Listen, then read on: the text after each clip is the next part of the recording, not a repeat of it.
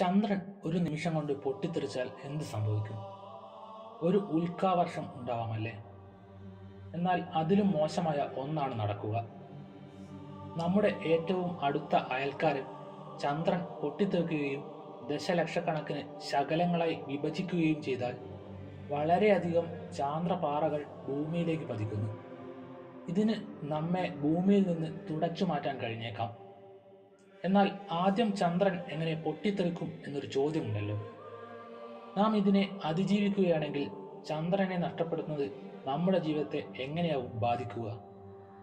അപ്പോൾ എങ്ങനെയാവും ചന്ദ്രൻ പൊട്ടിത്തെറിക്കുക? ഒരു nuclear blast അല്ലെങ്കിൽ ഒരു റോക്ക് പ്ലാനറ്റുമായിട്ടുള്ള കൂട്ടിമുട്ടൽ? ഈ ദുരന്തത്തിന് കാരണം എന്തായാലും ചന്ദ്രനെ പൊട്ടിക്കാൻ നിങ്ങൾക്ക് വളരെയധികം ഫയർ പവർ ഉപയോഗിക്കേണ്ടതായി വരും. ഇതുവരെ നിർമ്മിച്ചതിൽ വച്ച് ഏറ്റവും വലിയ ആണവ ബോംബ് TSAR ബോംബയ്ക്ക് 57 ദശലക്ഷം ടൺ TNTയുടെ ഊർജമുണ്ട്. ഇത് ചന്ദ്രനെ നശിപ്പിക്കാൻ മതിയാവും എന്ന് നിങ്ങൾ കരുതുന്നുണ്ടോ? എന്നാൽ ചന്ദ്രനെ പൊട്ടിക്കാൻ ആവശ്യമായ ശക്തിയുമായി താരതമ്യപ്പെടുത്തുമ്പോൾ ഇത് സമുദ്രത്തിലെ ഒരു തുള്ളി മാത്രമാണ്.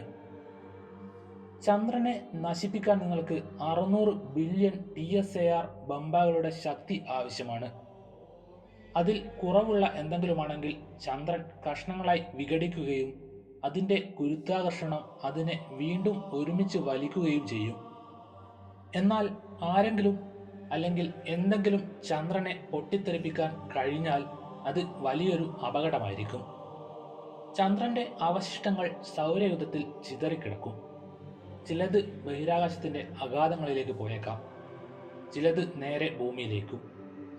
ഭൂമിയുടെ ഗുരുത്വാകർഷണം ഉടൻ ചന്ദ്രന്റെ കഷ്ണങ്ങളെ ആകർഷിക്കാൻ തുടങ്ങും. ഭാഗ്യവശാൽ ചെറിയ കഷ്ണങ്ങൾ ഇവിടെ എത്തുന്നതിനു മുമ്പ് കത്തിപ്പോകും.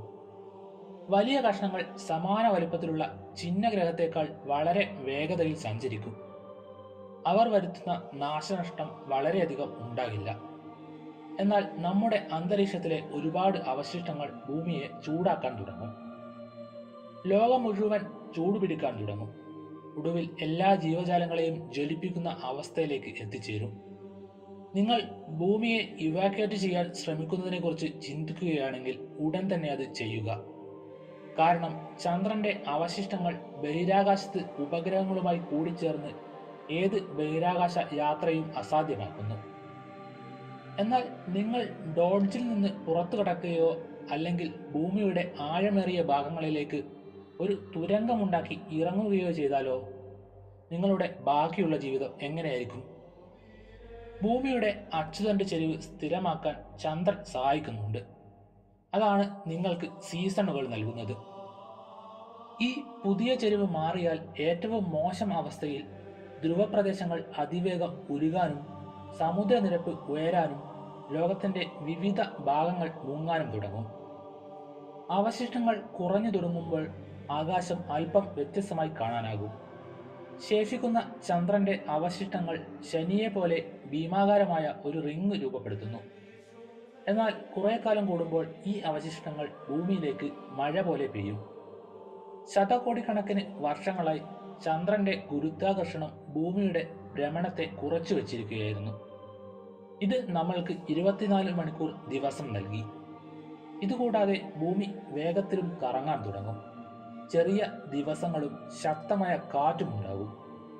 പക്ഷികൾക്കും പ്രാണികൾക്കും ശക്തമായ കാറ്റിനെ അതിജീവിക്കാൻ പ്രയാസമാകും.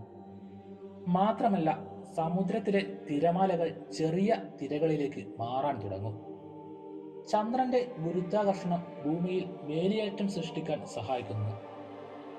ചന്ദ്രന്റെ അഭാവം അതിജീവനത്തിനായി വേലിയേറ്റങ്ങളെയും സമുദ്ര പ്രവാഹങ്ങളെയും ആശ്രയിക്കുന്ന എല്ലാ സമുദ്രജീവികളെയും ഇത് തുടച്ചു നീക്കും. നമ്മുടെ ലോകം മുഴുവൻ അക്ഷരാർത്ഥത്തിൽ തല കീഴായി മാറും. ഭൂമി കത്തിയെരിയും. നമ്മുടെ ദിവസങ്ങൾ കുറവായിരിക്കും. രാത്രി ആകാശം പ്രകാശിപ്പിക്കാൻ ചന്ദ്രൻ ഉണ്ടാവില്ല. ഇപ്പോൾ ചന്ദ്രൻ പൊട്ടിത്തെറിച്ചാൽ അത് എത്രത്തോളം വിനാശകരമായിരിക്കുമെന്ന് അറിയാമല്ലോ.